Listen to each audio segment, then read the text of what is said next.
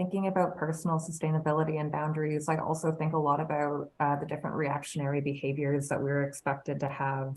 that we feel inclined to have because we don't actually have the energy, because we're not leading sustainable lives and practices.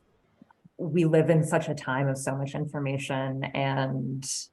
if we can't be boundaried about the way that we're giving and receiving, and we're doing care, and we're not actually centered in why we care about a thing or what our points of entry and access are, you then end up like throwing out all of this energy in all of these ways that might not actually be sustainable for you personally, that might not be able to create consistent continued change or consistent continued care. The more that people are able to come in and to focus on the way their values are playing out in the world, and the way that their own individual skills can bring resource and can bring change and care and mobilization to communities, the more space we have to actually enact those things. I have no answers for how to do that, but.